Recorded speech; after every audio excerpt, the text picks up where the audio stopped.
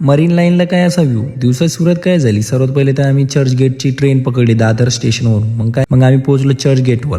चर्चगेटहून 2 मिनिटाचाच रस्ता आहे. मग तुम्ही बघू शकता की समोर बघू शकता गार्डन वगैरे. मग मरीन लाईनचा रोड असा क्रॉस करून त्या साईडला जायचं. मग मरीन लाईन अशी काही आहे, तुम्ही बघू शकता किती सारी दगडं समुद्र, सनसाईट बघायला येतात लोक, फिरायला येतात कपल्स वगैरे. खूप सारे लोक येतात तिथं, कोणी गाणे गायला, कोणी काय करायला बघा.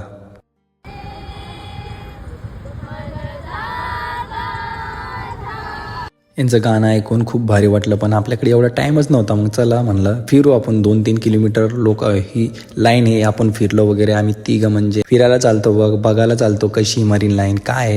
मरीन ड्राईव्ह, मरीन लाईन 2-3 नाव येईल. मग ती बघली वगैरे, तुम्ही बघू शकता. मग कबूतर भेटलं होतं, कबूतर वगैरे पकडलं.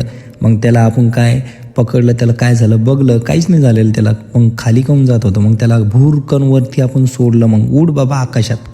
मग आलं तर थोडंसं व्हिडिओ वगैरे काढावं वाटलं. मग व्हिडिओ वगैरे काढा, सनसाईटचा मजा घ्या. वाव किती भारी व्ह्यू आहे इथं. फोटो व्हिडिओ काढायला येऊ शकता मित्रांनो तुम्ही. खूप भारी असं व्ह्यू दिसतं, खूप मजा येते इथं. पण मरीन लाईन म्हणजे असं ते ओट्यावर बसासाठी, कपलसाठी, ग्रुपसाठी, फोटो व्हिडिओ काढण्यासाठीच फेमस आहे. चला आता आपल्याला जायचं CST. चला आता भेटूया नेक्स्ट ब्लॉगमध्ये.